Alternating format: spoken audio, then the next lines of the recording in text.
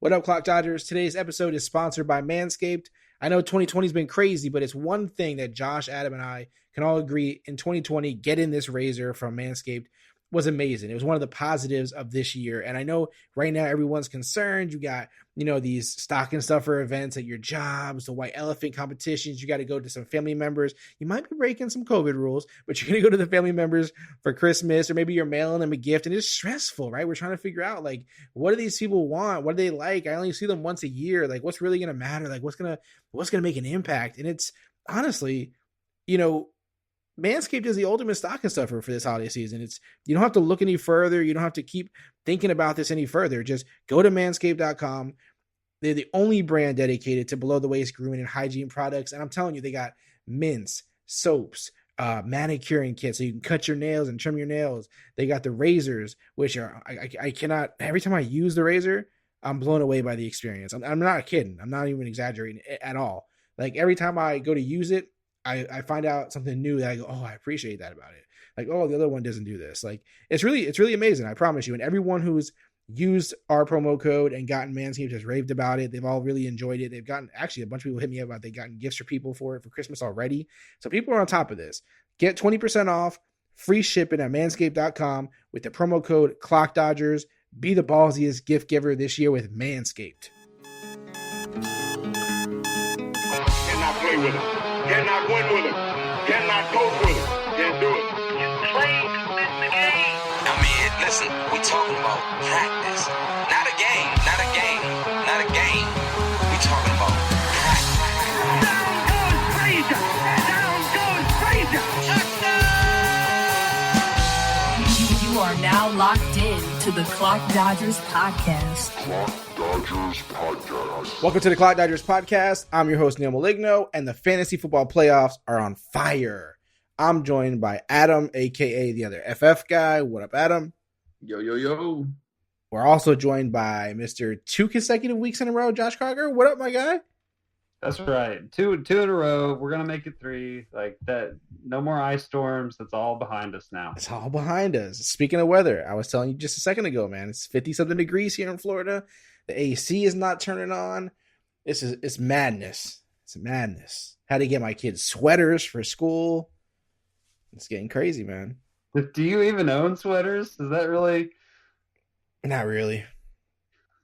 You might have one laying around. You're like, next year, you're like, it gets cold again for a couple of days. You're like, let's buy a new sweater. That's how it rolls. Do Florida kids just like layer t-shirts? Basically, yeah. And now you'll see people walking around that have sweaters on, but shorts and flip-flops. I don't think they understand. They just think they have to wear a sweater. So that's what we do, man. That's how we roll. But yeah, so it's a little chilly out here. I get to sit around my house with the window open and just enjoy the weather. Enjoy it. And I have to tell the kids, it's too cold to go to the pool today, guys. It's too cold. That is just not. It's too cold. It's too chilly out there. The struggle sounds like so real. I mean, I feel bad for you guys. You gotta should be tough. You should. Not getting to use the pool every day. Yeah. Man. First COVID, now 50-degree weather. It's getting out of hand in 2020. It's getting rough in Florida. But otherwise, guys, let's forget about this. Let's not talk about Florida weather anymore. Big shout out to all the Clock Dodgers listening. You guys are what makes this show run. I did check again for locations of where the listeners are coming from. We're getting lots of love from Canada. I didn't realize that. I don't know why I never noticed it, but we get lots of love up from the Canadians up top, man. So big shout out to the Canadians out there. You guys know any of the Canadians that are listening? No, but anytime that like somebody's really invested in the NFL and they don't live in the United States, I'm always impressed.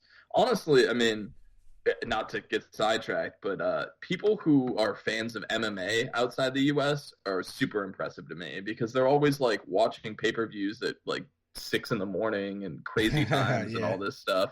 So yeah, I mean, shout out to anybody who isn't on. I guess Canada's on the same time schedule. So you guys, I mean, as much as I love you, the struggle is not nearly as intense for you as it is for our brothers overseas. But yeah. Yeah, and I was checking. I'm like, hey, is this like one, dedicated listener in Canada? I was like, no, man, it was across like a few different areas up there. So I was like, all right, respect Canada, as if we didn't respect you enough already.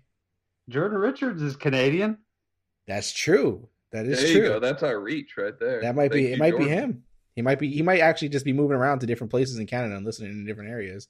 The guy gets around out there, I hear. I'm just kidding. I have no clue what he does. But yeah, he is from Canada, so maybe he's our connect to the Canadian people. He's our voice. He's our microphone out there. Maybe that's the recent splurge, the recent, increase that we've seen, uptick, was because of Jordan. So we'll have to send him a check or something. The same ones we never send any of ourselves. So we'll do that right away. Otherwise, guys, let's get into victory laps.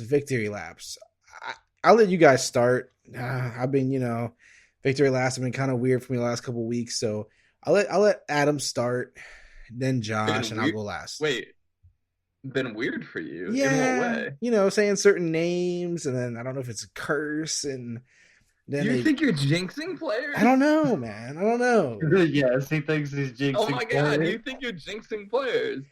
I'm not that kind of guy. Did you hurt Antonio Gibson? Did Don't, you attack his toe? Neal, did you do this? don't do this to me, Adam. And here I thought it was the turf, but no, he's got Neal toe. Could be me.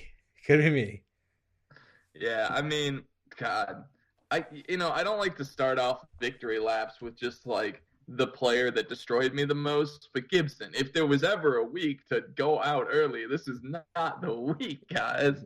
This is not the week. It's just, it was too painful.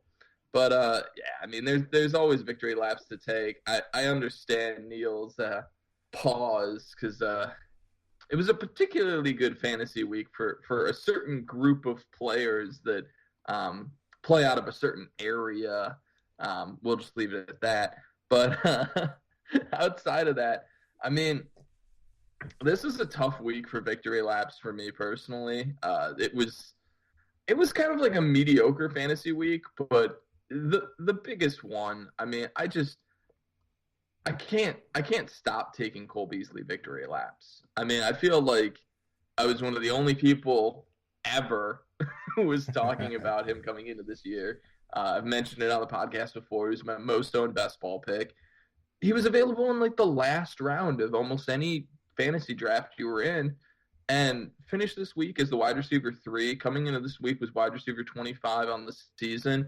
So after tonight's game between Baltimore and Dallas, because we're recording it during that game, I mean, he's right now going to be a top 20 PPR wide receiver on the season. I just think that nobody saw that coming into the year, and I personally didn't even see it coming. But I definitely thought that he was being drafted far too low, and I think that's one of the best things you can do in fantasy is kind of identify those opportunities for guys to just greatly exceed their ADP. So that was basically like the one that I'll harp on because it once again turned out to be fantastic. But I'll give a shout out to Logan Thomas as well. I mean, he finally had a breakout week, and he's somebody who coming into this year I was really high on, and hopefully they now see the talent that they have in him and start to utilize him as a target option more.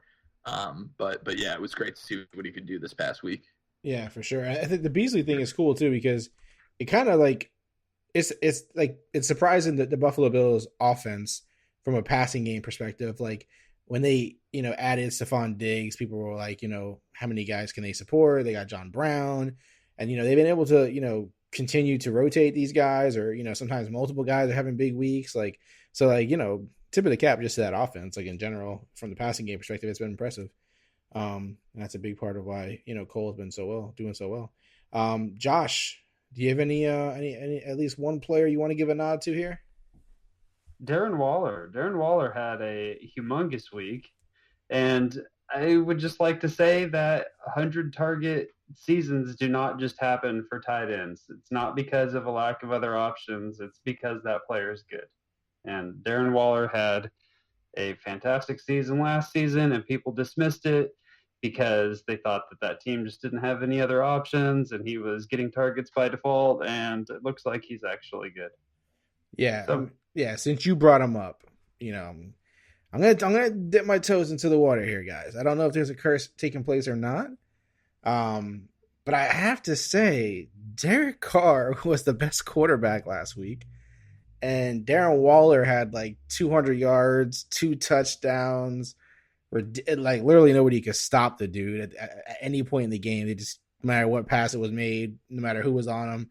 It was ridiculous. And so hopefully they can continue this. This is that win. I don't know exactly how that happened, how that took place at the end of the game. It felt like it was just handed to them. I don't know what really was, happening in the background there, but yeah, it was pretty nuts. So, hopefully they can stay consistent. Hopefully Derek Carr and Darren Waller can do some sort of, not replicate it, but, get as close as they can to it again next week, because next week they're playing the Colts. It's a big game.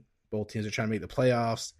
It's gonna be a fun one to watch. But yeah, man, shout out to everyone. Like we were talking about Darren Waller when was it, a year ago or 2 years ago?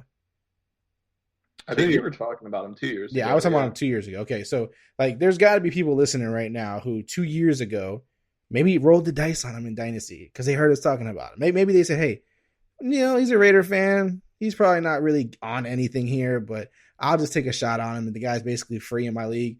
And now, yeah, can you imagine how they feel last week if they played the guy?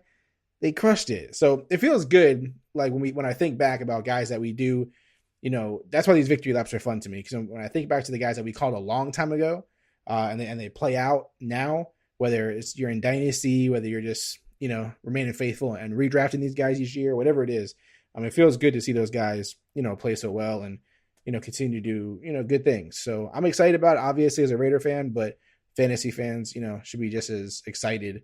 And there's no reason for Darren Waller to slow down. Even when Derek Carr has bad games, Waller, usually still has, good games. So, all right. So hopefully I come out of that unscathed.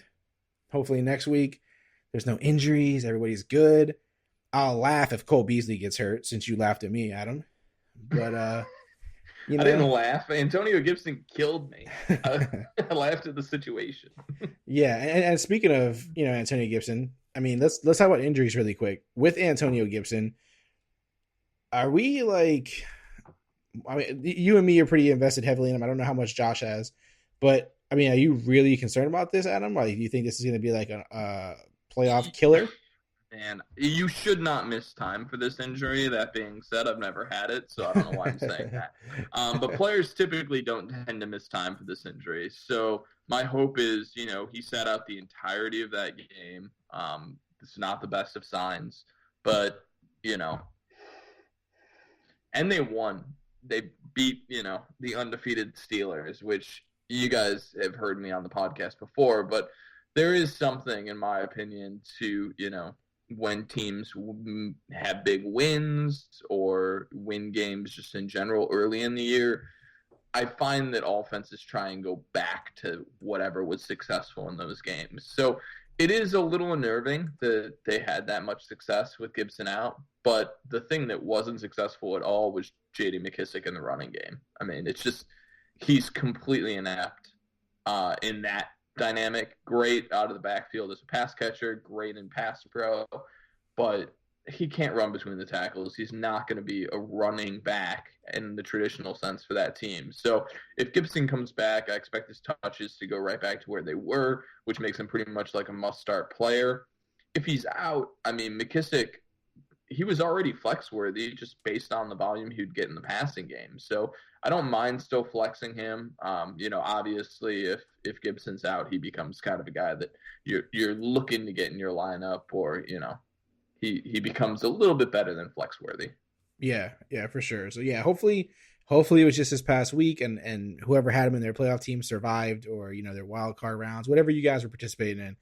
Hopefully you were able to survive it, and see him next week here play for you. But I know, man, there's going to be teams that lost just because of that. It sucks, but this is the way the game works, man. It's the way it plays out. That's why we play it. So hopefully he's back. That's definitely a big injury for a lot of teams, though. Clyde Edwards-Helaire. I gotta mention, Josh got his hands all on the injury report here. And he gave us very limited information to go off of here. He says Clyde was sick. Listeners, is this That's accurate information. Is this okay? Should we allow this, Adam? This is kind of like half information here. Yeah, he had a stomach virus, right? So we all assume he's going to be back this upcoming week.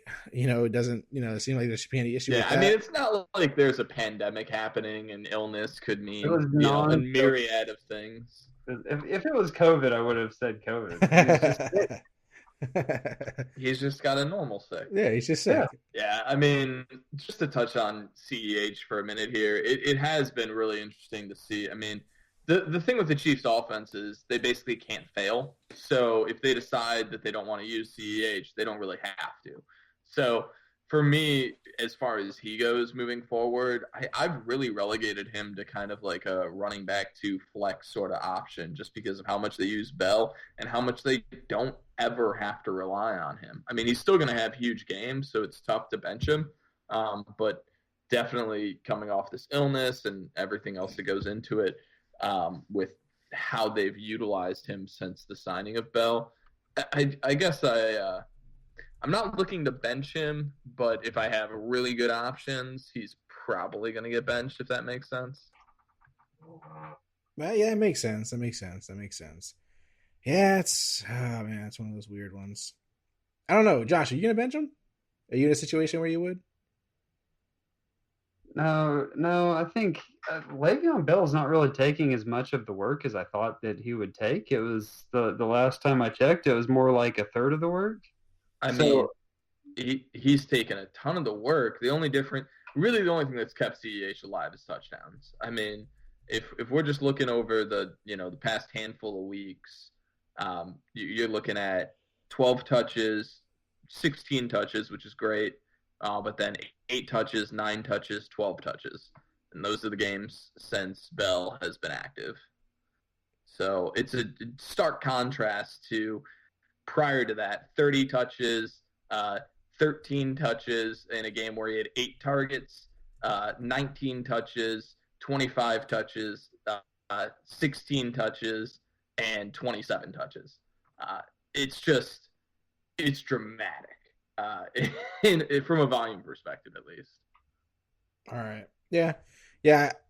Man, I don't think they'll sit him. I hope not, if it's not something that lingers. And like you said, I mean, they're good with them, without them. They're going to the playoffs. It doesn't matter. So I'm sure if it is something that lingers, this is a wait and see kind of thing, but I'm hoping it's just, it comes and goes. But that's 2 rookies in a row that we're talking about at running back that are, people have been dependent on, and they're kind of hurting us now after we bragged about them all year. Boyd and Parker, they got in a fight last week. Everything I've read that they're not going to get suspended, that it's going to be just fines. I don't even know how that counted as a fight. I'm sorry to interrupt you, but did you guys see it? Like, they claim punches were thrown. I'm like, if those are punches. Yeah, barely anything. It was the most mild fight that I feel like I've ever seen people get ejected for. Yeah, it wasn't that big of a deal. We've seen worse, I would say, in the NFL. So, yeah, they should both be fine, though. So we shouldn't have to worry about that. Bengals quarterback Brandon Allen had a chest injury. Has anyone seen an update on that? Does anyone care? Nothing recent. I assume we'll get updates tomorrow on it. Most of the time, that's when you get updates on these sort of injuries. But yeah, I mean, as far as care, it's tough too. I mean, they definitely have had options in that passing game though that have stayed relevant even with the loss of Burrow. So, if you got T. Higgins or if you got Boyd, you care. At least to some extent, because I'll be honest, I don't know off the top of my head who their third string quarterback is, but I'm sure it's not good. Yeah, it only gets worse, more than likely. So keep an eye on that one. Darrell Henderson suffered a knee injury. I also have not seen an update on that. He did leave the game. So, knee injury, running back, if it's bad enough, probably not going to play. But again, that's another wait and see. That was no clear word on that one. James Conner, with his COVID diagnosis, he is expected to return. So that's a good thing for the playoffs. Maybe if you had Antonio Gibson or CEH and they do get benched for some reason because of their injuries or health, maybe Connor come back and help you out a little bit. We talked about it before the show, guys. Des Bryant, during this game right now, it's being played right now, said he's quitting the season due to his pregame positive COVID test. He was not happy about it. He was tweeting on Twitter about it. Not happy. Obviously very understandable. It kind of sucks that he got an opportunity to come back to the game. He's played a few games and now he's got to probably never play again this year and possibly never again in his career. It just kind of sucks the way that plays out. It couldn't happen to a worse person at this point. If I don't know if anyone was starting Des Bryant in their leagues or was in a position to care how this affects the team in any way, but it just sucks overall for news, you know? Did either one of you guys waste any waivers or anything on Des Bryant this year? Yeah, I did. I picked him You up in did? a couple of places just because I guess I wanted it to happen. So, I mean, I kind of feel his frustration a little bit. I'm sure sure.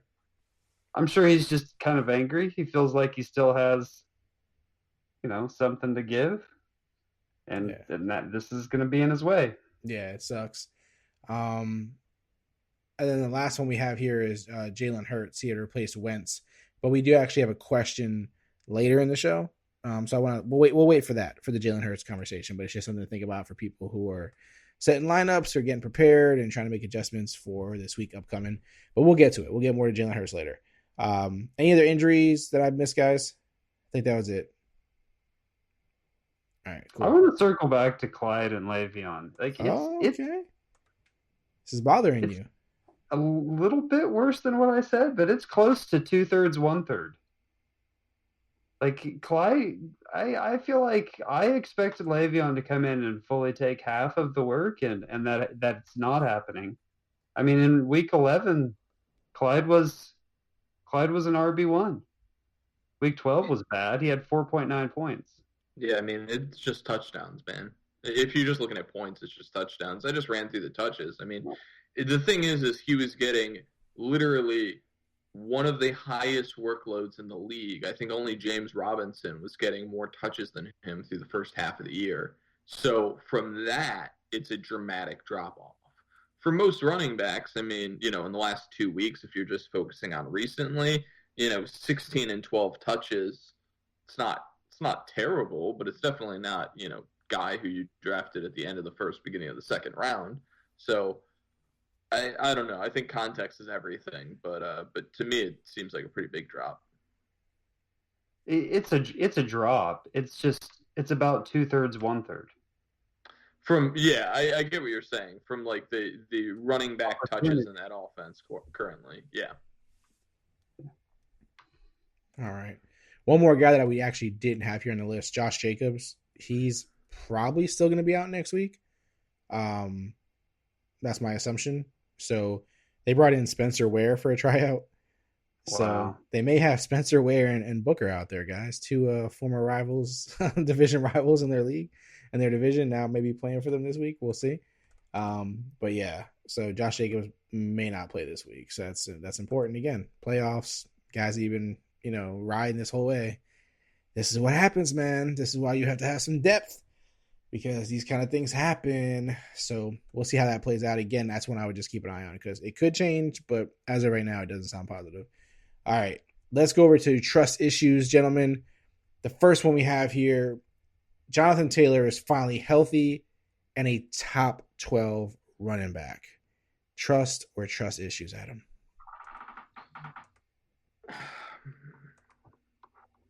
I still have trust issues. I mean, down the stretch, you expect rookies to, be acclimated to their offenses and for their touches to really start to, increase. But as we've going through here, I mean, we've got rookies banged up, rookies seeing less touches. Now, Jonathan Taylor's kind of been a more unique case, if you will, because he has kind of been struggling throughout, and now is finally, quote unquote, getting healthy or getting right.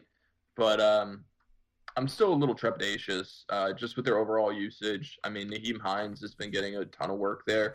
I don't really expect that to go away. And overall, I mean, that team's winning games and they're scoring points, but it's not an offense that I'm really excited to get super invested in. So obviously, if you drafted Jonathan Taylor, you probably don't have a lot of better options. He's not really a guy that I think is easy to bench by any stretch of the imagination, but my expectations are really capped. Yeah, if you look at, say, week 10 through 13, just recently, trying to stay kind of recent, they did have a bye week, but in PPR, Jonathan Taylor is 16. What's funny is Nyheim Hines is 7. So, I mean, if you have to choose one or the other, I would go Hines at this point still, but I understand if you have been waiting on Jonathan Taylor this whole time, to be excited, to be happy that, you're starting to see some positivity, but speaking of workload with Clyde Edwards-Helaire, I mean, that's Jonathan Taylor's problem too. Like there's no Hines isn't going anywhere. He's been good at what he's been doing. So yeah, I mean, it's definitely a concern. So I would have trust issues too. I just don't, I'm not going to get all excited when this just started to, turn the page here. I got to see more of it. But I know that if you have him, and like you said, if you drafted him early, or if you're in Dynasty and you kind of, got excited about it, you're happy right now. And there's, you should be positive about it. It's a positive turn at least. So, but I would still have trust issues overall as a top 12 running back, but definitely, positive signs are starting to come around for Jonathan Taylor. Josh, trust or trust issues? I trust it. I trust it for Jonathan Taylor, and I trust it because it just looks to me like nothing huge really changed on the volume end of things. He only had 16 opportunities last week, if I'm correct in that, and he's had that before, so it wasn't like he didn't get a massive increase in his workload. He just was more efficient with it, and this comes after taking a week off. I think that there's a lot of situations where we don't really know what a player is dealing with through the season, and I think Jonathan Taylor might be getting his legs under him. All right, there you go. Next guy, David Montgomery, is on the trust issue list. He has found his way back onto the podcast after not, being very relevant recently before now. So David Montgomery has been over 20 fantasy points for 2 weeks in a row. Trust or trust issues that he'll add a third week in a row, Adam? I actually trust it. We talked a little bit coming into the year about your Raiders and their schedule, but I didn't really talk much about the Bears and their schedule. And the Bears' schedule basically was really easy to pretty hard to really easy. And they get to close out the year with Houston, Minnesota, and Jacksonville. And I think in week 17 they have Green Bay again, which, is basically a loss already on the calendar. But the next 3 games are all winnable for sure. So I think going up against Houston this week, it seems like it'll be another good situation, another positive game script. I definitely don't love it by any stretch of the imagination. David Montgomery's not getting like some crazy touch share. Cordarrelle Patterson often will look like the more explosive player out of that backfield, so Montgomery still doesn't have that going for him. But at the end of the day, I think that they're probably going to win that game against Houston, or at the very least, it's going to be a high-scoring game. So I think the potential for scoring is there. And he's still getting work in the passing game, which I think ultimately, gives him a high enough floor for me that he's an every-week starter. And then he has pretty good touchdown potential this week. Yeah. No, yeah, I definitely agree with you. I trust it as well. Obviously he's playing well since he came back, and the Texans are not a good, rush D. So like you said, this game should be competitive. He should have the opportunity to run the ball. And if so, I mean, hey, he's got the hot hand right now. He's feeling good. This, Texans team is, vulnerable to the run. So yeah, trust it. Why not? I definitely have no issue with Montgomery, doing it again this week. So trust for me. Josh, trust or trust issues on David Montgomery and 20 fantasy points? I have trust issues. I have to think that David Montgomery is just benefiting from circumstance. And Adam's right about the schedule getting a lot easier.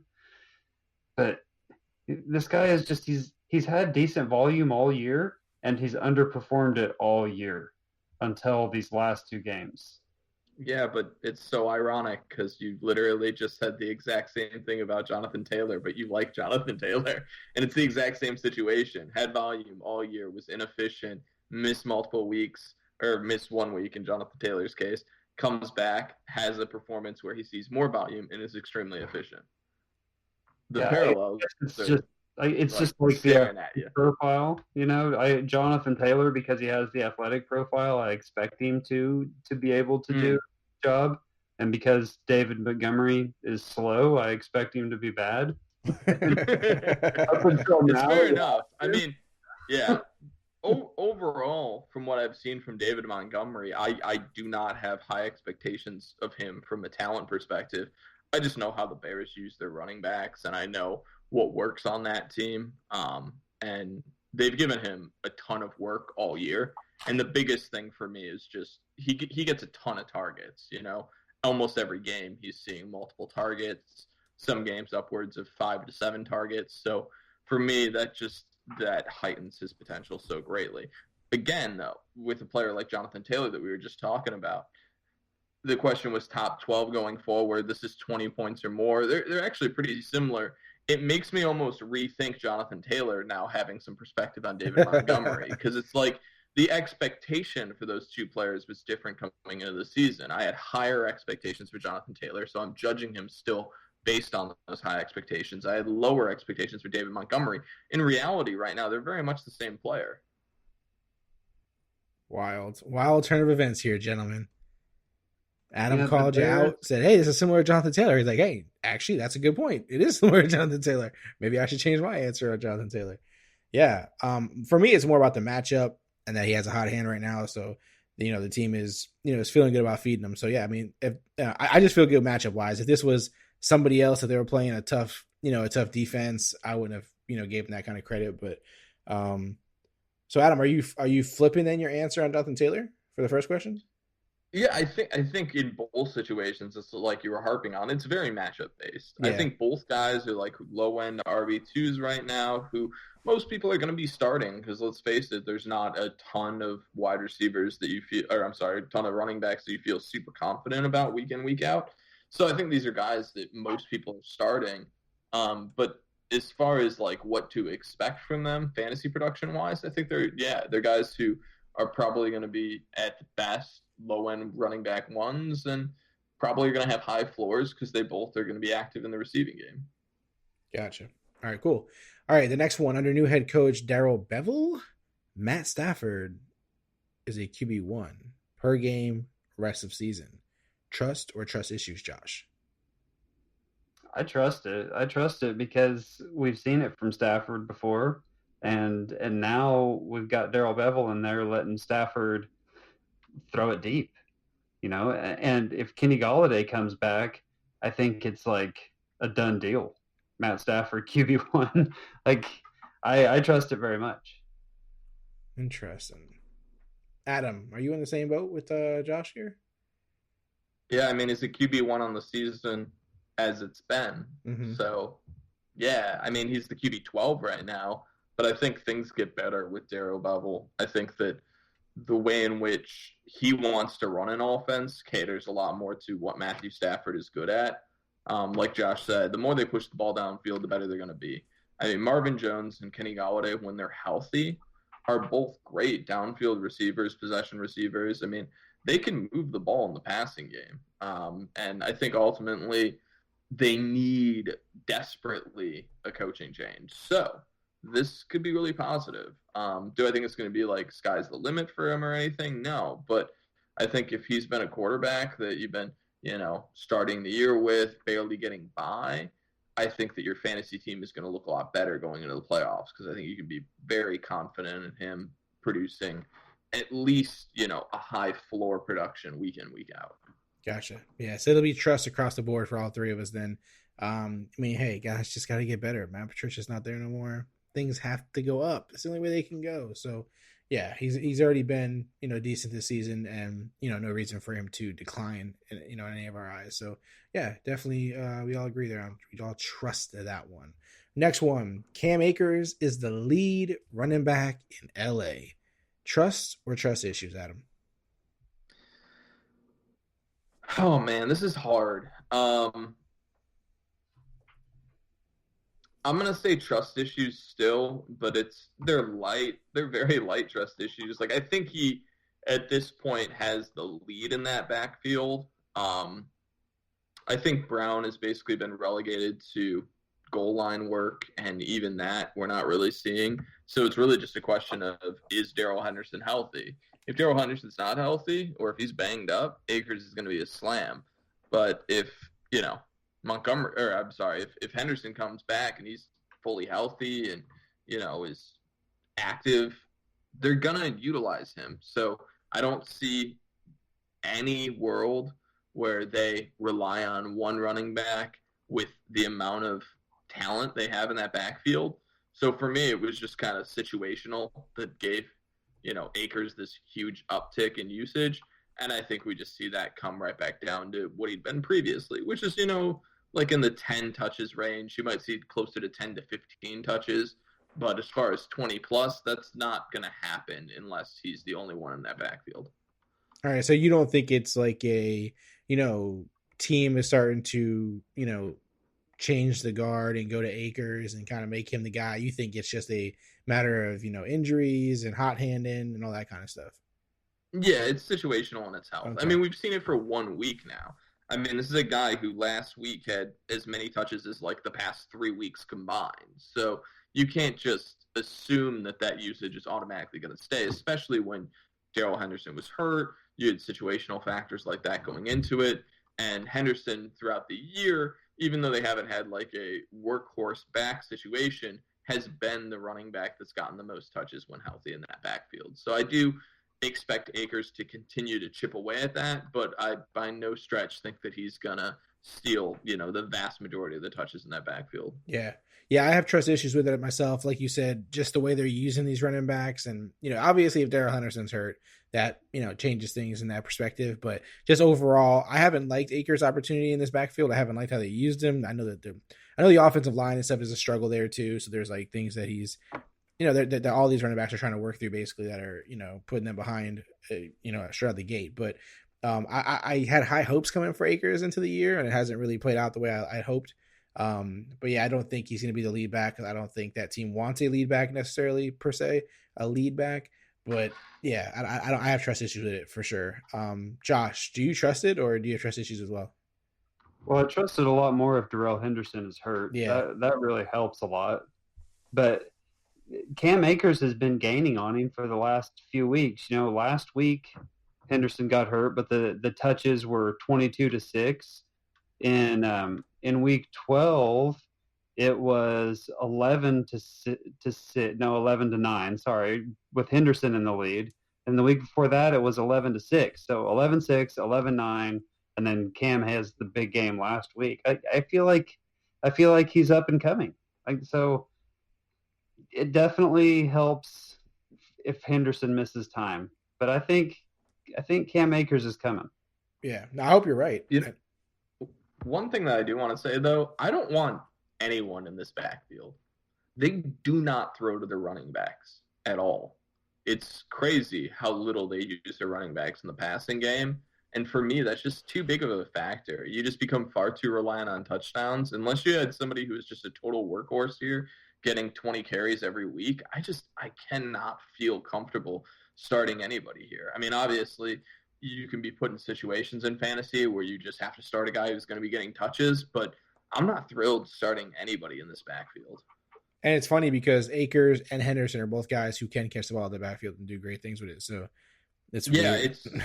it's totally coaching scheme. I really, as much as I love Sean McVay, and honestly as proud as I've been of what he's been able to get out of Jared Goff even this season, there are some things about how they run their offense that just confuses the hell out of me. I mean, the situational run calling, their lack of use of running backs in the passing game, they're just interesting things that, I don't know, for me personally, I don't necessarily agree with, but they've been successful. So, it's hard to knock it. Basically what you're saying is John Gruden is a better play caller, correct? Yeah, sure. I mean, honestly, one of the best play calling things you can do is, hey, that player is better than anybody else on the field. Let's throw him the ball 15 times. And I can't knock that, honestly. I think that was one of the smartest things John Gruden's ever done as a coach. So, look for more of that this week if Josh Jacobs is out, by the way. Because as far as situational play calling goes, that's the best situational play call you can make. Hey, we have a guy that they can't stop at all. Let's just keep giving him the ball. I mean, it's great. Sounds like it works out. Yeah, I mean, I'd love to see the Rams do it more with Cooper Kupp. So yeah, I don't like Sean McVay either. I don't like what he does with the receivers. Like Robert Woods and Cooper Kupp are both starving to death in terms of air yards, and I don't understand it. Like Woods has still managed to be the wide receiver 13 points per game on the season, But it must all be yards after the catch. Man, I just don't understand why neither one of these guys can get any air yards. McVay was a darling. Everyone loved him, and everyone's ragging on him hard right now, man. We'll see if it's not even ragging on him, because to me, like, he's being successful. I do not understand how it's successful. I guess it's my struggle. Like, I do not agree with the play calling, but they've got a great defense there too, and I think that's a big part of it. I mean, we're just talking about one side of the ball here, mostly for fantasy, so it's easy to be critical of the offense, but their defense has been holding up their end of the bargain, and they're winning close games. So, they're doing something right, but yeah, I'm kind of with Josh. There's a lot of times where I'm watching their offense just kind of scratching my head. I don't necessarily have the same complaints about the air yard stuff, because I don't think that actually matters if you have elite yak, which I think they do. I think the 49ers are proving that as well. But yeah. That is the offense I was going to compare them to. But Robert Woods is not a Debo. No, you're completely right in that regard. Yeah, I mean, Debo Samuel is a very unique skill set that very much so caters to throwing the ball behind the line of scrimmage for all intents and purposes. I mean, it's a very unique skill set, but you're right. And I mean, San Francisco and LA, what they are is they're two of the most forward-thinking franchises in the NFL. That entire division, in my opinion, the 4 teams in that division are 4 of the 10 best teams in the NFL. And it's sad that, all 4 can't make the playoffs. Because honestly, in the NFC, looking at the teams, I'd rather have the 4 teams from that division in the playoffs than every other division get 1 team, because they're that good. I mean, they're that competitive. All right. Never mind. Sean McVay's not getting bagged on here, guys. He's great. He's amazing. Both of those coaches, Shanahan and McVay, are dealing with limited ability quarterbacks and making the best of it. Y'all keep hating on Jared Goff. Just keep hating. Hey, Josh, I feel you, man. Not everybody can have a Derek Carr. It's understandable. Hey, Neal, one thing that I did want to say about that is I think it's hilarious that even after his wide receiver 1 week on total fantasy points for the year, Jared Goff sits just barely, just like a smidgen ahead of Derek Carr. Just the littlest bit to remind you where he stands. By the end of the season, Derek Carr will surpass Jared Goff. That's all that matters. I mean, if they have no running game, that is very possible. Whatever. Make your excuses, man. Make your excuses. It's fine. You're not gonna bait me into talking really great about Derek Carr right now, because I'm not looking for injuries or another bad game. So I'm just gonna play it cool. You're right. Yeah, you're right. Jared Goff is great, Adam. The Bears keep finding their way onto this episode. I don't know why. We're not really a Bears friendly podcast here, Adam, but Cole Kmet is the Bears tight end 1 and a streamable option in redraft. I'm gonna let you start with this, Adam, because you are a Bears fan. Trust or trust issues? I've got trust issues. I really do. I mean, they are going to utilize the tight ends there, and I think it's just because that entire offense is basically like, who can we get the ball to? Because nobody's explosive, nobody's exciting, nobody does anything after the catch. So let's just let's get these young guys involved. And I think Cole Kmet, from a dynasty perspective, is really interesting, but from a redraft, from a this year perspective, I still see, his usage being really up in the air, really one of those things that is going to come and go very easily. I mean, this is legitimately like the first game he's had where he's seen more than 3 targets, but more than 2 catches in a game all season. So let's calm down. I'm not starting him. I'd have to see it for another week at least before I'd even consider it. And I think even with the decimated tight end position, I think this is just kind of a reach for, a situation that's been there all year. I mean, it's been Jimmy Graham throughout the year there, but it's never been great. They throw in the red zone to their tight ends. That's what it comes down to. So they can catch touchdowns, but I don't see the usage sticking around. Got it. I'm with you. Trust issues. I'm not adding anything to what you just said. Josh, do you have anything extra? I think he is overtaking Jimmy Graham, but I'm not sure that he's going to be. I think he will always just be a situational, he has a good matchup this week type of a player. Gotcha. All right. And there's actually one last one we have here for trust issues. Nick Mullins in your super flex in the playoffs? Trust or trust issues, Adam? Oof. Trust issues. I mean, we were talking about it. San Francisco's an extremely well-coached team. That being said, there's so many good options at quarterback still. I mean, we've had a lot of injuries, but there's still so many quality options. I mean, even on your waiver wire, there's a lot of quality options. I don't think that this is a situation where you want a week in, week out starter. I think Nick Mullins is a guy who, situationally, he might fill in a week or two there. But if you're coming into your fantasy playoffs and you're relying on Nick Mullins, you're not feeling good. Don't act like you are. Josh, are you feeling good with it, man? So I'm going to take a different angle on this, because I have some super flex teams where Nick Mullins is starting, and of course you do. Where Nick Mullins is starting, I do not have other options. That's why Nick Mullins is starting. Yeah, you don't feel good.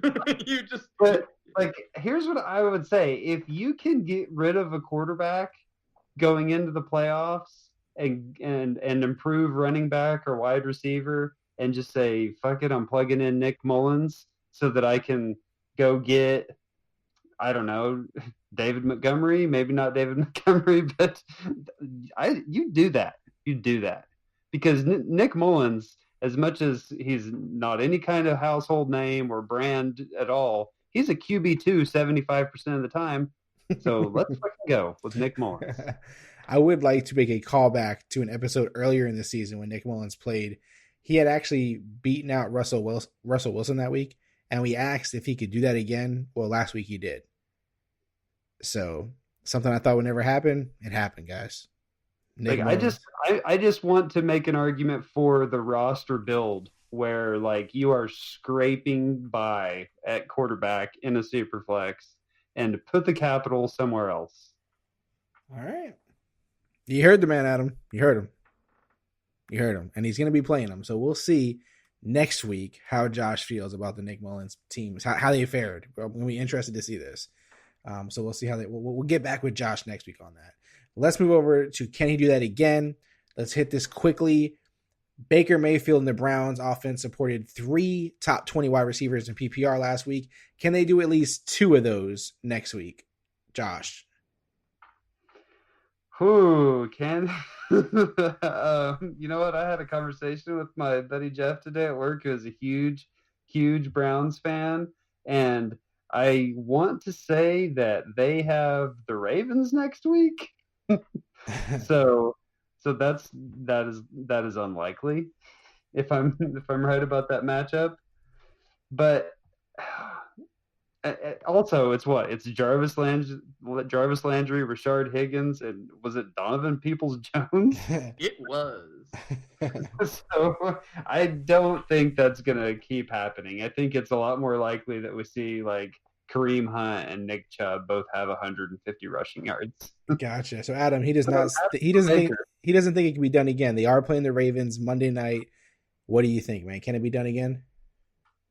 No, I don't, but I do want to harp back on something I said last podcast, which is, man, guys, look how good the Browns got once they lost Odell Beckham. It's almost like that guy's a cancer to any franchise he's a part of.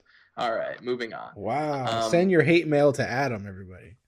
Send your hate mail to Odell. He's terrible. All right, anywho, this guy, Baker Mayfield, he came out last week and, I mean, he looked like Patrick Mahomes for a half. It was something we've never seen out of him before, and I don't know if we'll see it out of him again. I don't think the Ravens are the matchup for it by any stretch. So they have an extremely efficient rushing game. I expect them to be much more balanced in most games. Can he do it again next week? Definitely not. Before the end of the year, maybe. I could see Baker having another big performance where he finishes as a top 5 fantasy QB. All right. So a little love for Baker there. A little love, but no one's believing they can pull 220 top wide receivers next week. All right. That's fair. How about this guy? Austin Eckler landed himself outside the top 20 at running back in PPR. Can he do that again, Adam? Yeah, don't hate me. But yeah, he can. I think that, that team got just destroyed by the Patriots. I mean, there's something to be said for Bill Belichick, man. When he goes up against certain rookies, he just annihilates them. I mean, even what he did against Kyler in their first matchup this past year. I mean, Kyler wasn't a rookie. He's looking like he could be an MVP candidate, and the Patriots completely shut him down. So it could just be the situation. But that being said, I don't know. I'm nervous about that offense going down the stretch. They've got the Falcons this week. This should be a get-right week. But even while Justin Herbert was super hot there, they had no rushing game production. So Eckler came back, he had a big week. Last week, completely irrelevant. But that might have been just game script. That might have been just a situation. I'm not thrilled. I think it's kind of, he's one of those guys, oddly enough, he kind of falls in very similarly with David Montgomery, with, Jonathan Taylor. In a way, he's somebody who's going to be used in the passing game. Because of that, he's going to have a high floor. He's somebody who you drafted probably higher than my expectations are going to be for him. Out of those three guys, I'd probably rank him the lowest going into next week, but him and Montgomery would be pretty neck and neck, I think. So, yeah, I mean, I'm not thrilled, but I think he's still, flex worthy. Disgusting. You are nasty, man. Austin Eckler will be a top 10 running back next week, Adam. It's very possible, but Josh, it sounds like Adam feels that Bill Belichick might have beat the confidence out of the Chargers. Wasn't that game 45-0? Yeah, it was. He did beat the confidence out of them. he beat the shit out of them. I don't think that's going to happen again. I mean, how often do NFL teams get skunked? Not very often. Not like that, at least. No. And Josh Kelly is hurt. I don't know how much time he's going to miss. He's not getting a lot of work anyways. It's really Kalen Ballage now behind Austin Eckler. But I don't think he's a very dynamic player. I think Eckler will get plenty of opportunity, and I think the Chargers will score points in games. Yeah, can I take back everything I said? Full disclosure, internet connection terrible. Pro Football Reference is taking a minute to load. He had 16 targets last week. When they played Buffalo, not last week against New England, but in last week against New England, he had 9 targets. Over the last 2 weeks, he's had 25 targets. I mean, that to me, that's tough to overlook, especially from a guy that easily can see double-digit rushes. That's really tough to overlook. So, yeah, I mean, it's weird. I feel like a broken record, but he very much so falls into that Jonathan Taylor, David Montgomery range of guys who I think are probably only going to see 10 to 15 rushes, but are going to get usage in the passing game. And for that, I still like him. Running backs with broken records in week 14. It is what it is, Adam. It's just the usage, man. They're all the same type of usage guys, guys who are going to get way more usage in the receiving game than they are touches out of the backfield in the rushing game. It's just the type of player each of those guys seem to be. Yeah. And they're all in situations that kind of cater to that. For sure. All right, I have one more of these for you, then we'll jump over. We have a bunch of listener questions to get to. Cole Beasley, Adam talked about him earlier. He hit the 20-point mark. Actually, he went almost 30-point mark. For the 3rd time this season. He was double-digit points for the 8th time this season. Can he do it again next week versus Steelers, Adam? 100%. Especially against the Steelers, man. Steelers are going to be just pissed. This is a big game for the AFC. I mean, the Steelers got the first loss, so the Bills have, I guess, some outstanding chance still at getting a bye if, the Steelers were to lose out or something crazy. But yeah, I mean, as far as game script goes, this is a game that I expect to be high scoring, and I expect to be a shootout of sorts. So the Bills are going to be throwing the football, and what we've seen from this offense is Cole Beasley's going to get a ton of targets, Stephon Diggs is going to get a ton of targets, and Josh Allen's going to run all over and make plays. And because of that, I mean, for me, Cole Beasley is like a must-start guy. Maybe I'm crazy, but, top 20 in PPR so far this year. So crazy like a fox. Josh, is Adam crazy? No, he could do it again. I mean, the guy's like, you can basically pencil him in for 6 or 7 targets a game, and he's going to have a few with 12, 13, 11. He's had 3 games with double-digit targets, so it's happening again. Cole Beasley is game. Get him in your lineups, folks. We feel good about him here. Feel good, Adam. It's nice to see this happening for you, man. It's nice to see Cole Beasley getting all this love. All right, we got a bunch of listener questions today. We'll try to get through these as best as we can. We don't always prepare for the listener questions. We like to kind of freestyle these bad boys. So we'll see what we have here in front of us. This one is more directed to Adam. It is specifically for Adam. And it's a question that we've visited a lot this year. Thanks to Justin at JustinFF_. After watching 4 years, are we finally going to see a breakout season in 2020 for Corey Davis? Adam. Yeah, I get it. It's trolling me a bit. It's fine. I still don't think Corey Davis is good, so there's that. But, he's been good this season. A.J. Brown has not really. So there's that. Jonnu Smith, been injured. So there's that. Derrick Henry hasn't gotten nearly the usage that he has in the past. So I think there's a lot of factors that go into Corey Davis. This is a guy that we saw multiple seasons, year after year, have high expectations, completely fail on those expectations, and he finally goes off in his 5th year in the league. Just so happens to be the COVID year where there's tons of situational things going on. Maybe it's no fans in the stands. Maybe that's what gets him to play well. But hats off to Corey Davis. And in all honesty, for being somebody who most people have completely wrote off, if you stuck with him year after year after year, well, you were a loser most of that time. But this year, it's great. And hats off to you, because I surely didn't see this coming. But if he's shown us anything, I mean, Corey Davis is going to have huge performances. I think going into next year, I'll be very, very interested to see where a guy like Corey Davis is drafted. I expect him to be overdrafted, very much so. But it'll be interesting to see. Justin, thank you for continuing this question, man. It's only right. I love getting trolled like that too. I mean, really though, I was totally wrong on him. I shot him off at the beginning of the year, and if you were someone like me who just completely dismissed him, you missed out. I mean, you missed out on production. So it's definitely not something I'm proud of. Yeah, but really quick. And before Josh, at the same time, I have no issue dismissing him now. No, so, stop trying to dismiss him. Justin, good job, Justin. Keep the questions coming every week. He has a good week. Keep bringing it on. Also, Josh, before you talk, A.J. Brown, I have to take a little defense here. He hasn't had a bad season, in my opinion. He's top 25. He's the wide receiver 12 in points per game. Yeah, so I'm not going to tolerate that from Adam either. I can't let that slide. Okay, but my whole point was injuries. He hasn't been healthy. He's been banged up all year. Same thing with Jonnu. That's my issue, is like, even if they're on the field, these are guys who've been struggling with injuries, who haven't seen the usage that you'd expect from them. So I think it's given way to Corey Davis being able to explode like this. That being said, I mean, it's not like the be-all, end-all. I mean, they've still been on the field.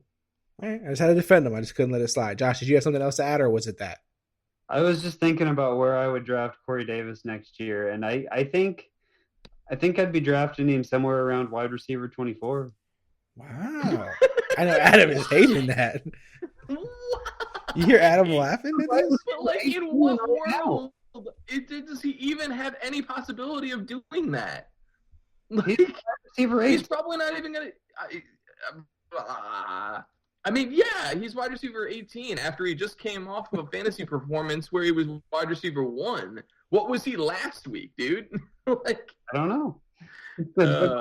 Last week. Yeah, but that's exactly what I mean. I think people are going to be drafting him as like a top 30 wide receiver next year, and I will have no part of that. All right. Thank you, Justin, for continuing this, man. This is great. It's super. Shout out, next one, at Brad Duff 9 on Twitter. Who are some players to target in week 12? Who are some players to target in 12-team leagues if you own DJ Moore and Antonio Gibson? Both probably might miss due to COVID, toe injuries, that kind of stuff. Also, name a percentage chance you think CMC plays this weekend. Let's start with that really quick first. The percentage on CMC. Do you any of you have a strong number on that one? I think he's playing. Yeah, I think he's playing. Okay, so everyone thinks he's playing. That answers that. If I had to give a percentage, I think it's like 90%. I mean, I think especially with him having a bye week last week, he might have gone last week even if they were playing. So, yeah, I expect him to be back this week. And I don't know about you guys, but in my fantasy playoffs, if I don't have Christian McCaffrey, that's the one person that I'm like searching in every league to see if they made the playoffs, because I don't want that. I mean, if somebody made the playoffs even with Christian McCaffrey being out almost the entire year, and now they get him going into the playoffs, that's gonna be a dangerous team in a lot of leagues. Yeah, for sure. All right, so we all think he's going to play. And from all the reports, he's set to return too, so that's good. As far as Brad's part of the question where he was asking if there's some players that you guys are targeting in case of guys that we've mentioned earlier, like Antonio Gibson or Josh Jacobs, or these kind of guys, or anybody that you guys are on waivers looking for that you're trying to trade last minute if you still have trades open in your leagues. Like, is there any guys that you guys are trying to replace these guys with right now, or is it kind of just whoever's on your team at this point is what you're rolling with? I've got 3 players I'm putting in bids for everywhere, and that's Peyton Barber, because Adam was talking about the concerns with J.D. McKissick. So Peyton Barber, Ty Johnson, who got a lot of work after Frank Gore was concussed. He did, yeah. And I'm not sure if Frank Gore is coming back this week. And I like Chad Hansen on the Texans wide receiver. It's funny that you mentioned that, because we did talk about, when Fuller got popped, we mentioned it last week, and I asked you guys, and I think it might have even been a question that came in or something about Kiki Kuti, and Adam was like, no way, not trusting this guy. And so, I mean, he did good, Hansen did good. So I'm curious. So is it because QT is not available in that league, Josh, or is it because you just like Hansen more? I like Hansen more. Okay. I like Hansen more. I feel like we kind of know what Kuti is. Like he could get hot for 2 or 3 games, but I think that's all he is. I don't think he's going to emerge as a leader on that team. I think he's a guy who has the very occasional and sporadic big game. Mm-hmm. And Chad Hansen might also be nothing, but we don't know. We don't know what he is yet. Right. He's played 1 game this season. He had 111 air yards. I'm going to go ahead and see where that leads. I hear you on that. And Adam, I mean, you're hearing this right now. He's going the air yard guy. Would you, I know you kind of dismissed him last week, would you trust QT if you're in a spot where you do lose? Let's just say Antonio Gibson's not playing, or whoever's on your team. Would you trust a QT this week in your fantasy playoffs, or would he not be an option at all, and you would either roll with someone you already have or just dig deeper like Josh is doing here with Hansen? I mean, I feel bad because I'm like, I dismissed QT last week? Yeah, you kind of did. That was me? Yeah, that happened? That's not how I remember it, but maybe I did. Josh? That being said, I recall. I would have given the same answer. Okay. I would have said no to QT. Yeah, I mean, as far as like starting him last week or anything, but as dismissing him as a player, I mean, yeah, I definitely didn't see 8 catches for over 100 yards last week coming, for sure not. But that being said, we had seen previously Kuti have breakout games. So for me, there's a giant target void in that offense, losing Will Fuller. I thought the majority of that was going to go to Brandon Cooks, but doesn't seem to be the case. So I don't know about this Chad Hansen guy that he's talking about, but I do know Kiki Kuti has had multiple performances like this over his career now. So I think that, from a take a shot on a guy, last guy in your starting lineup kind of approach, flex option, yeah, I don't mind it, but I'm definitely not excited to start him. Okay, that's fair. That answers the question. All right. So I think that's pretty good, Brad. Peyton Barber, QT, Hansen, these are all guys that are, decent options. But, again, it just sucks if you're kind of going into the playoffs with this kind of situation, and a lot of teams are, but you just got to try to make the best of what you got, man. The next one, at Barrel, Joffrey, Hurts, Wentz, drama. Can the Eagles really move on from owing that much money? Would any team be stupid enough to take on the contract now that Bill O'Brien isn't running a team? Adam. Yeah, it's a great question. I thought the move was super interesting, especially because they still have a shot at the playoffs because of that division. That being said, I mean, Jalen Hurts might be their best option to win moving forward with how Wentz has been playing.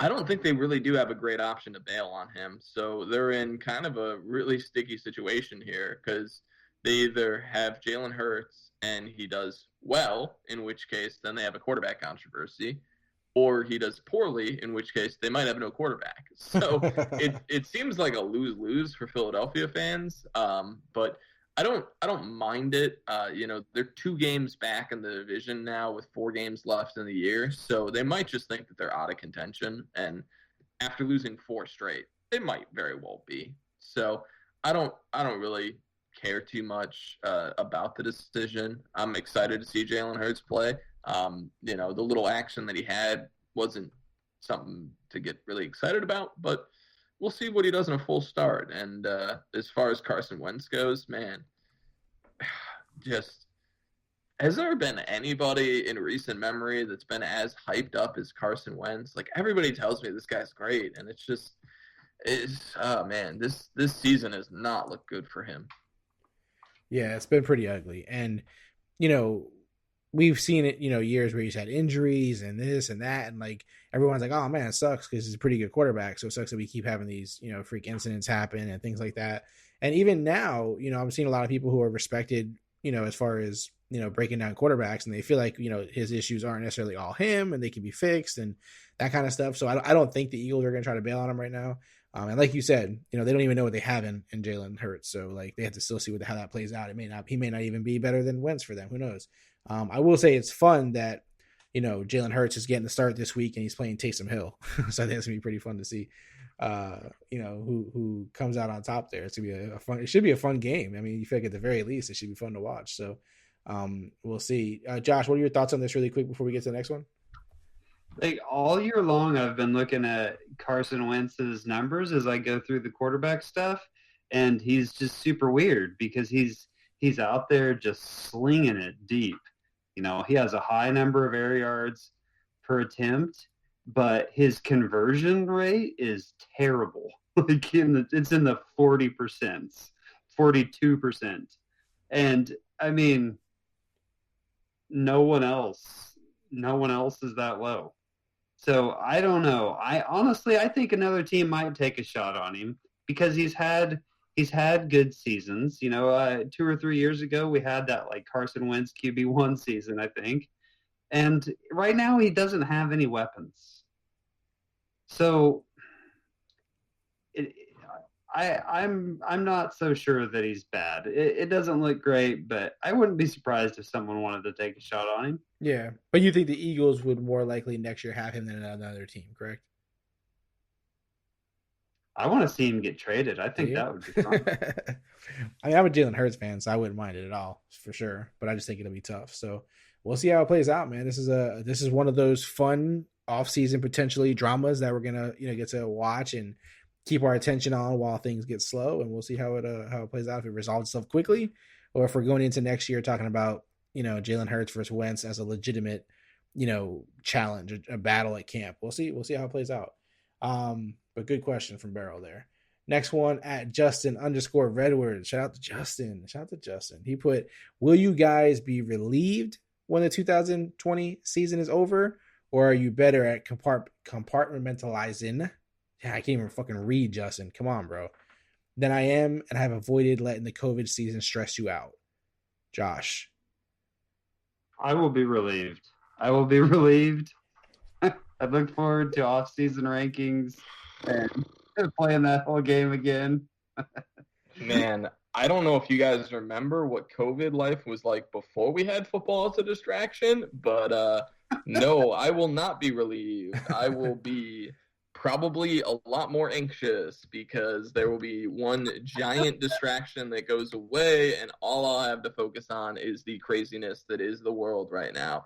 So, yeah, I want more distractions. And seeing as we're not going to get any new TV,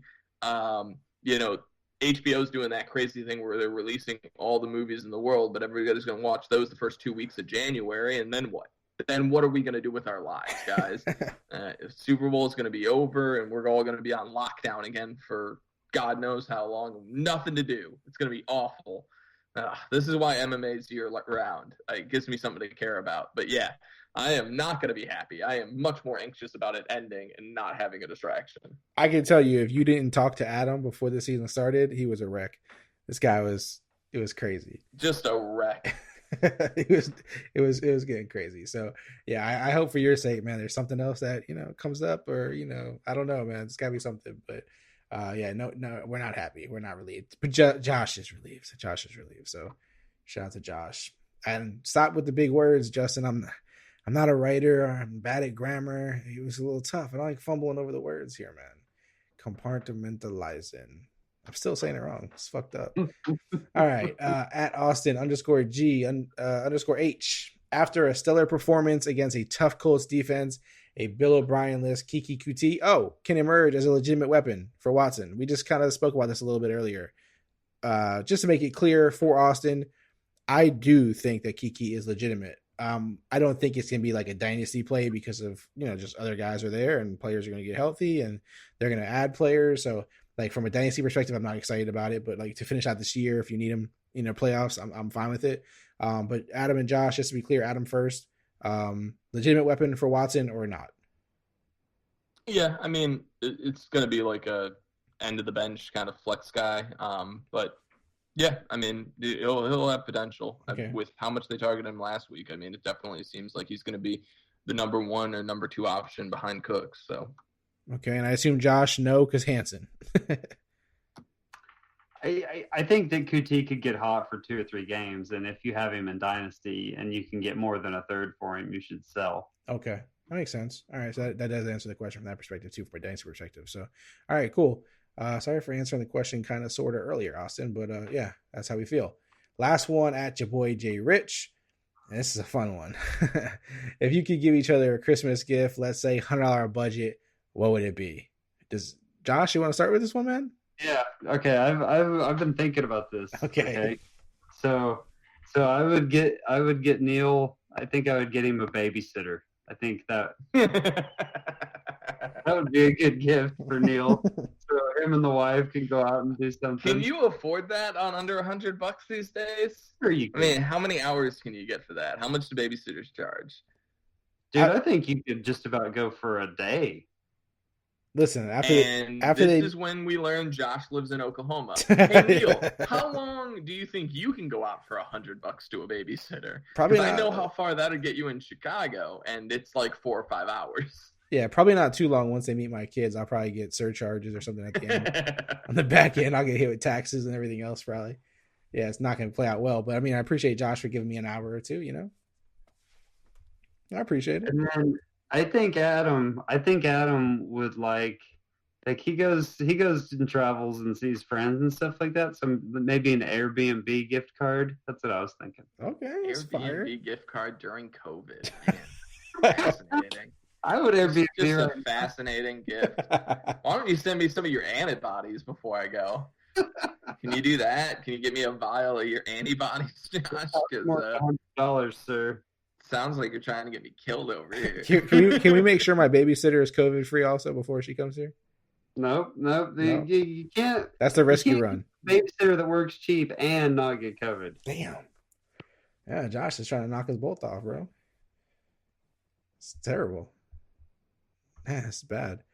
I really haven't given this question a lot of thought because I didn't have an opportunity to. Oh man, I didn't even see this question, so I'm blanking hard. But I just thought of one for Neal.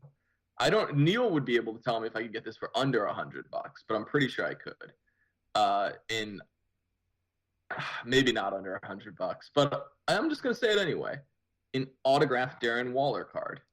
Yeah, I would take that for sure. I know you yeah, would. I guess depending on the card, you could probably get it for around 100 for sure. Yeah. I give good gifts. And for Josh, I don't know, polio maybe? Wow. He's trying to give me COVID. Dang. No, I'm just kidding. No, The meanest thing. yeah, I know, right? No, for Josh, Man, I feel like I'd want to get you something for camp life because you've been doing like a lot of camping lately. But then again, we're heading into the winter months, so I don't know how much you'll get to enjoy that, and I don't know what you're lacking. So I'm just gonna throw out something that in my life I've been really happy to have, which might not be as directly applicable for Josh, but I'm throwing it out there because I think it's actually like a good general gift idea for people who have small apartments or smaller space, and that's like a standing or a mounted desk. I love my mounted desk. I'm using it right now while I'm recording this podcast, and there's something about just having like the smallest amount of space used possible by a desk that I freaking love, because most desks are like big and bulky and take up the entire space in a room. So yeah, I think Josh likes space, right? I know you just downsized a little bit too, so this might work. Yeah, that's not a bad idea. I kind of like that. I don't actually know if he downsized. Because if you mount it at the right size, it can also be like a standing desk, or you can, encourage yourself to stand more because it can work as such. I've seen the ones that go up and down, like they're adjustable. Yeah, I have one of those for work. They're all right. I mean, it definitely gets you standing more, but yeah, they're also pretty expensive. To go back on our $100 limit, I don't know if one of those is under 100, but I know my mounted desk is. I might need to find one on a discount, but I would buy both of you fucking mics. That's what I would buy. Yeah, I was gonna say I'm pretty sure I spent pretty close to 100 on the mic I have that you hate. I might throw in an extra 100. Okay. Here's my thing. I actually want you to do that so that I can prove to you that it's recording over Skype. But now we're getting to an off the podcast conversation. Listen, we're gonna have to try other things then, fellas. We'll see. Maybe I'll get a $100 card towards some other streaming site, make it work better. We'll see. Either way, I got an idea that you can do that would be a great gift to Josh and I. Take that $200 that you spread across Josh and I, and find some kid out there who wants to write the outline week after week for the podcast. That's good as well. That'd be the greatest gift ever. It'd be better than Josh dropping a bunch of players' names and saying, "Have fun, guys." Because he is 2 weeks in a row on that. Just so everyone's clear, Josh's contribution at first, until there's pushback, is he drops a bunch of players' names and says, "I added notes." No, he says these are players that I would like us to talk about. Yeah, and that's it. Congrats, guys. Have fun with that. That's helping. It's not helping at all. I don't care what you guys say. Yeah. I mean, Neal's out here airing dirty laundry. So, listen. That's a great question, Jay Rich. We appreciate it, man. That was a fun one to close the listener questions out with. Let's jump over to not so obvious lock of the week. Not sure if these two have been paying attention, but this game that was played today gave your boy the W. Mm-hmm. Yeah, I'm done taking deep picks. I'm gonna start taking players who were picked in the 5th round of drafts. Oh, listen to this guy. No, I mean, hey, we have the caveat in place. If you pick someone good, they have to do great. And Marquise Brown scored a touchdown, got right around 15 PPR points. So I don't know how Josh did this week, but I know I did awful. So I'm going to guess you won. I definitely won. Denzel Mims had like 40 yards, no touchdowns, nothing. So I definitely won. I definitely deserved it. I won the regular season here, guys. So the question is to you, do you guys want to continue this into the playoffs, or are you both shook at this point? I like how you're trying to end it while you're winning. Oh, crap. I could win out from here on out, and I'd tie you, I think. Or maybe even win. That's probably true. Yeah. I got time. That's fine. We'll keep this bad boy going. I'm just letting everyone know I'm leading this thing. I feel comfortable right now. So I'm going to start off the week. We've talked about this team a few times. We've actually talked about his other teammates. You guys know I'm a fan of this rookie wide receiver. Even Adam said he thought the game was going to be a shootout of sorts. So I'm going with Gabriel Davis, Buffalo wide receiver. Even when Stephon Diggs does good, even when Cole Beasley does good, the rookie finds his way into the game, even if it's Cole Beasley throwing him touchdowns. Gabriel Davis is a playmaker. The Bills know it. I know it. The listeners know it. I'm rolling with Gabriel Davis versus Pittsburgh this week. That is my not so obvious lock of the week. Josh, who do you have? Neal, I want you to know before I tell you that in a desperate situation where I ended up losing anyways, I did start Henry Ruggs last week in a lineup. You are an asshole. Because I asked the question in the group chat. I said, listen, guys, I got a few different options here. I don't even know if I mentioned that I had Ruggs in there. But I'm like, I got Ruggs, Josh Reynolds, Gabriel Davis. And you guys are like, Josh Reynolds, duh. You guys are all like, just pushing this narrative that it has to be Josh Reynolds. And I'm a Josh Reynolds fan, so, I'm easy to convince when it comes to this stuff. But I was like, all right, everyone seems to be saying Josh Reynolds. It's not who I had in, but he's available. I'll switch him out. Every single player besides Josh Reynolds did good that game. Every single player. Josh Reynolds, by the way. I did not.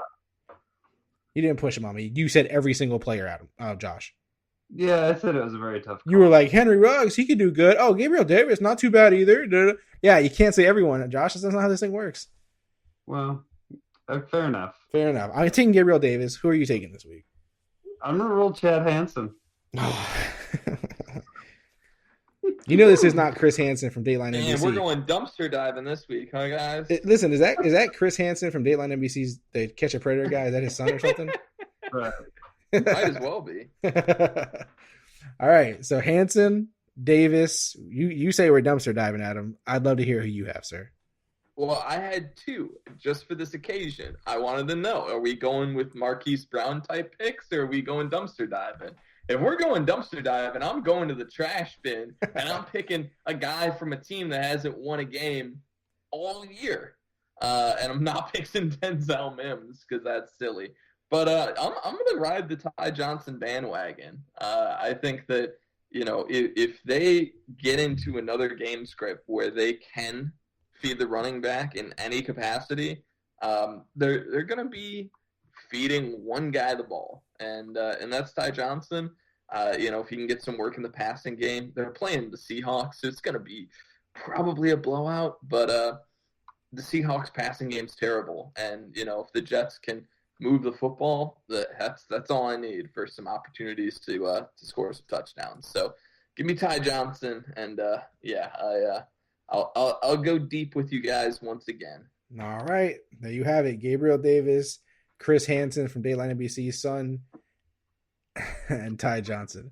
All right, that's gonna be fun. We'll throw it to Twitter. We'll see what they think. We'll see who they side with. This is an all trash player week, according to Adam. So we'll see which pile of trash they choose. But this is gonna be a fun one, man. This is gonna be a nice way to start to close this season out. I feel good. I'm in a lead. I feel comfortable. This is gonna be nice, guys. It's gonna be nice. I appreciate you guys for handing me another W this week. We'll see how it plays out. Let's go to foul or no foul as we begin to wrap this show up. I have a few for you guys. The first one, Floyd Mayweather versus Logan Paul will have as many viewers as a regular Mayweather fight will. Foul or no foul? Keep in mind, he's fighting. I know Mayweather's past his prime. I know it's all over. I know this is expedition. It's not real. This da-da-da-da-da. Understand he's fighting Logan Paul, right, guys? 18 million Instagram followers, whatever it is. Like, these guys got fans for days. So Mayweather's fans, Logan Paul fans, for whatever they do, content creation that they are, all a part of all these amazing things they do, will they have as many viewers as a regular Mayweather fight? Foul or they will. I say they will. Foul or no foul, Adam? As a regular Mayweather fight, Yeah. What are we considering regular? Like, one of his popular the Conor fights. McGregor fight regular? Let's just go Conor McGregor.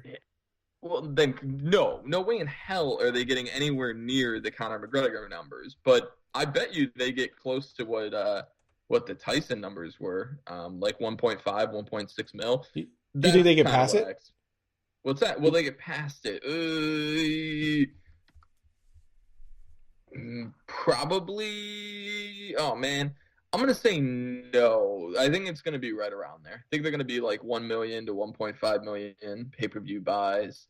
I think that anyone who paid to watch Jake Paul, like we're paying for Jake Paul, probably are gonna pay for Logan Paul. I think most of the boxing heads who are gonna pay for an exhibition match between Floyd and Logan probably are the same guys who are going to pay for one with Tyson. And Roy Jones Jr. So for me, like, I think it's going to be pretty much the same sort of audience that's going to be watching. Okay. I mean, you had a bunch of caveats at the start, so I'm not even going to get into why this is the dumbest thing in the world. But yeah, I mean, Logan Paul even lost the only fight he's ever had. Like, what are we doing? Yeah, he lost to another YouTuber. Like, it's just silly. If it was Jake, I'd at least be like, all right, sure. He just, flatlined the guy. That's kind of fun. They immediately turn around and make a fight with Floyd. But then when I found out it was Logan, I'm like, what are we doing? Like, really? What is the point of this?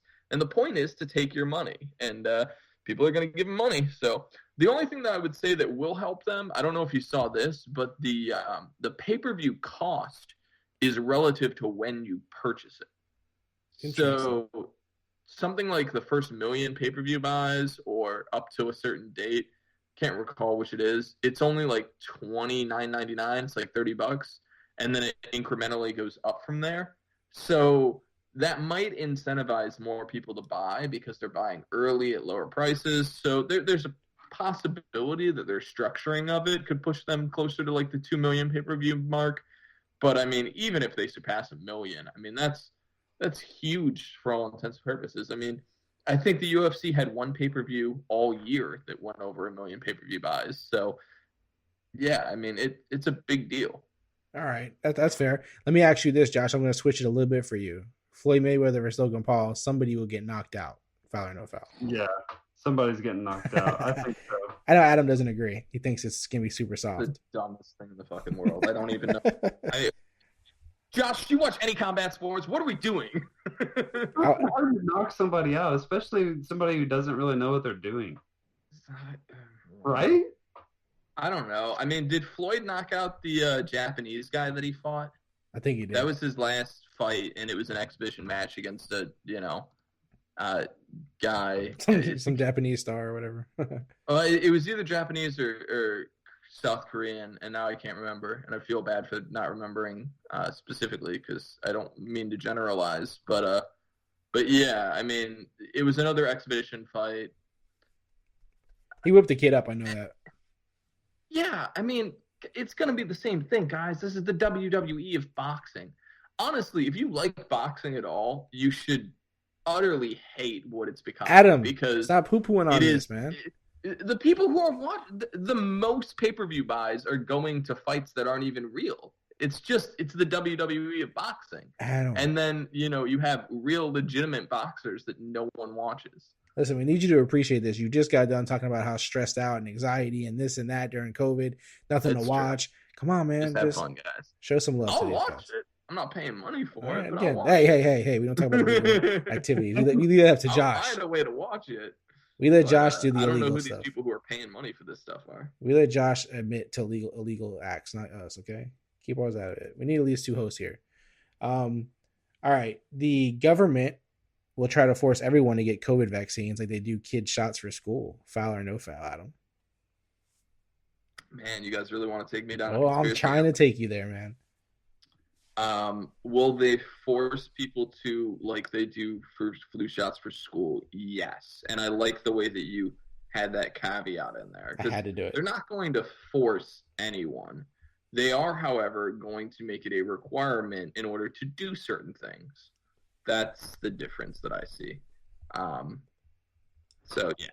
I don't think necessarily anybody's going to be forced to take a, vaccine, just like nobody's forced to take really any other vaccine. But will there be requirements for things like going to school, just like getting a vaccine for the measles is? Yeah, for the exact same reasons. All right. I just wanted to see what you thought, man. I wanted to see what you thought here. Josh, do you agree, man? Yeah, I don't know if they will require it. I mean, we're still not requiring people to wear masks, but I feel very okay about a COVID vaccine. They can give me, I will take my vaccine even if it has a stupid chip in it, which it doesn't. No, okay. Stop right there. I hate that we've gotten to the point where conspiracy theories are such a joke that the idea is they would put a chip in a vaccine. Okay? Where that idea even came from is so fucking hilarious to me. Guys, we carry around a tracking device with us everywhere we go. I don't know what this chip is supposed to do that's going to be so important that they'd have to sneak in a vaccine to us, but that's not the concern. The concern is what actually has happened with actual vaccines for other things that haven't gone through extensive testing, which is they have side effects. And some of those side effects on certain vaccines have been as bad as causing infertility.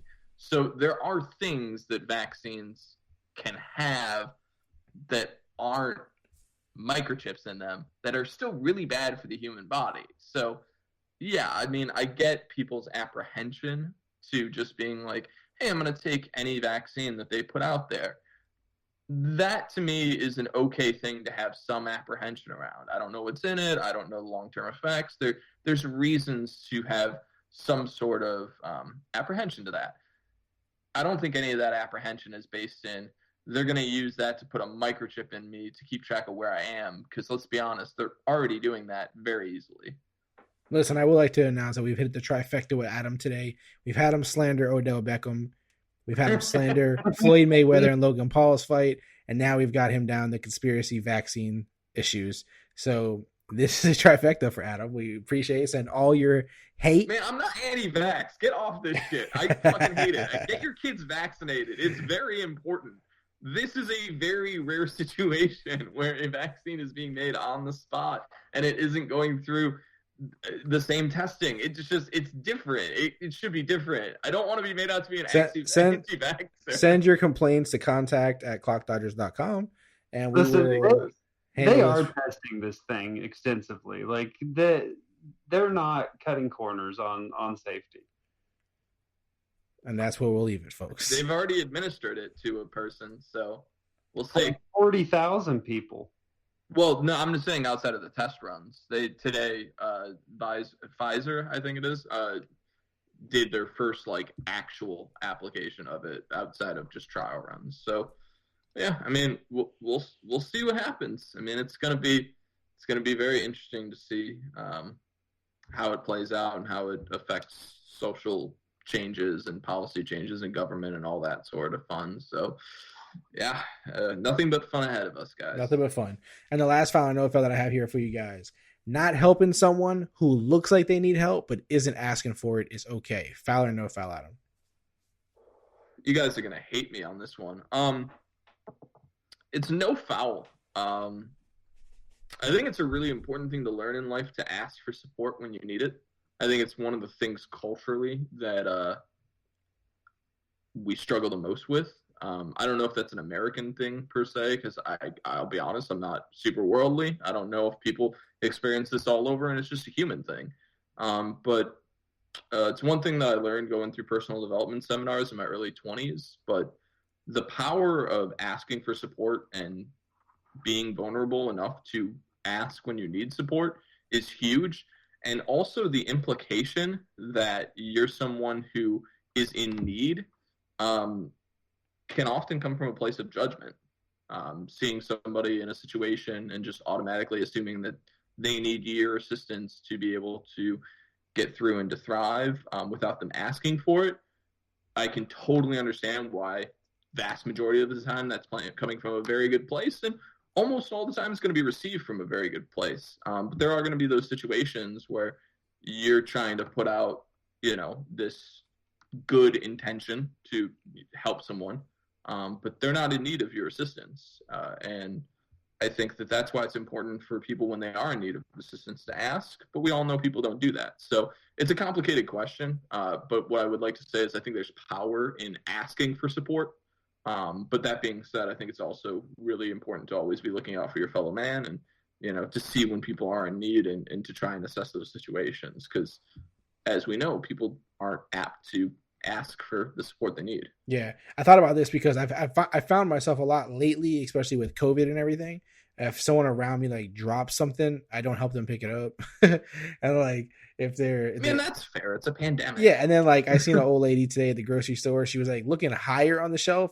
I'm not sure if she was looking at something, she was thinking about how to get it, or if she was just looking for something. And I was like, man, do I offer help or do I just leave it alone? I didn't offer help because I'm like, you know, if she needs it, she'll say something. That's such a good point. Yeah, that's true. I mean, it circles back to what I was just saying about asking for support, but it is interesting to like look at how our, you know, social habits are just changing because of COVID. Like we're being socialized to not interact with one another in ways that we would have very normally before. Yeah, that's how it was. I seen someone drop something, I feel like an asshole, like ignoring it, but I'm like, fuck, I don't know what else to do here. I don't want to, you know, go for it and be like, no, don't touch my stuff. You know what I mean? So I'm like, shit, I'm just gonna leave it. I don't know. Josh, what do you think, man?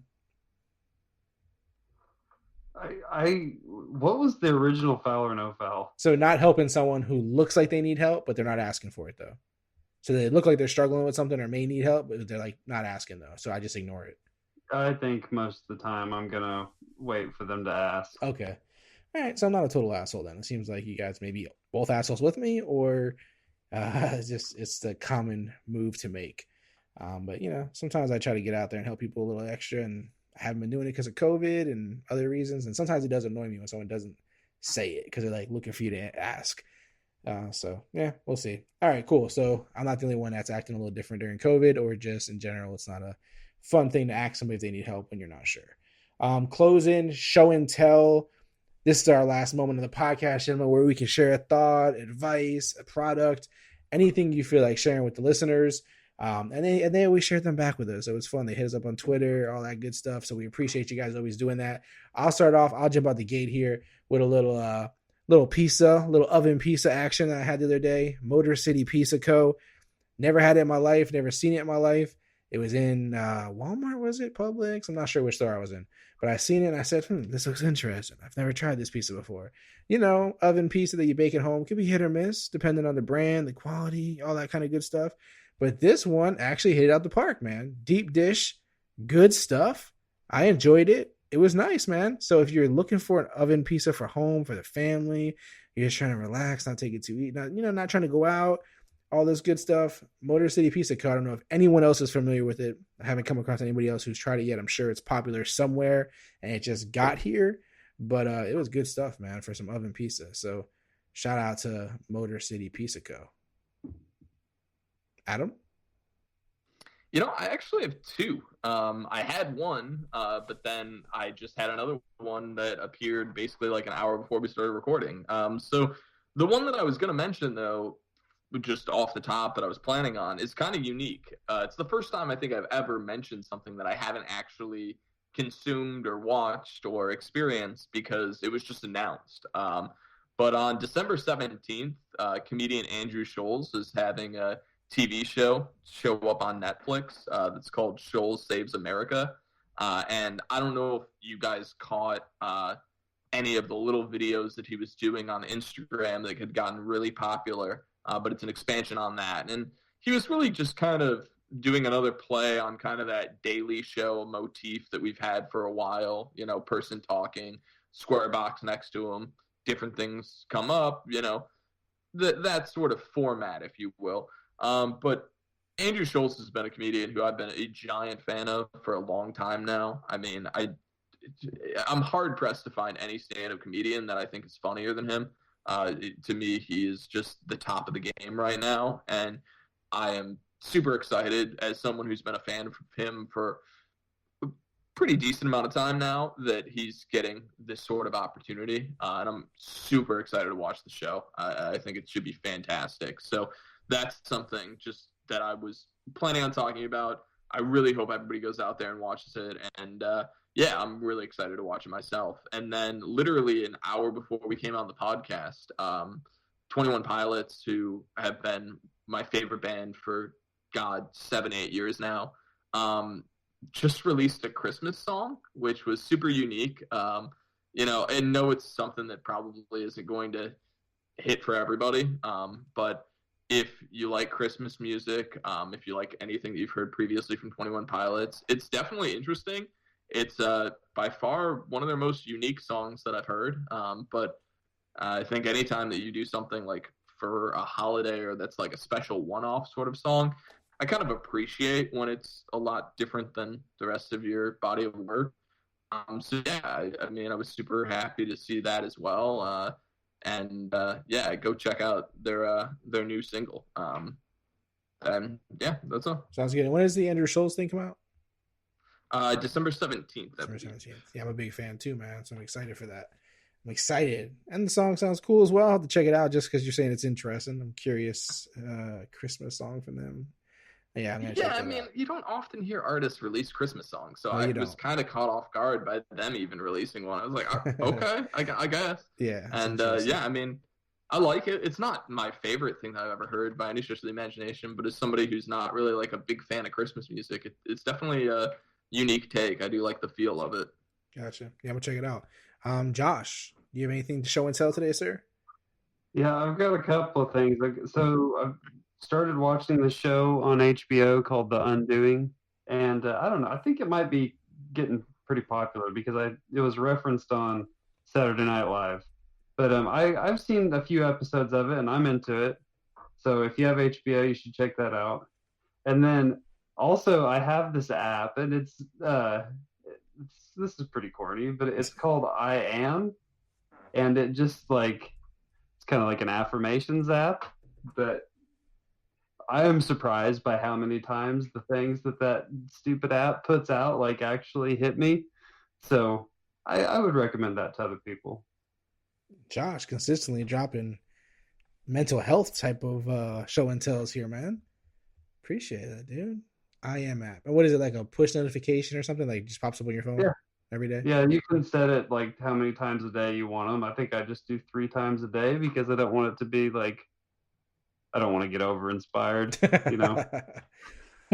Yes, we can see that. We can see that, Josh. We can see that. It's very clear, sir. No, you do not want to get school teacher people like.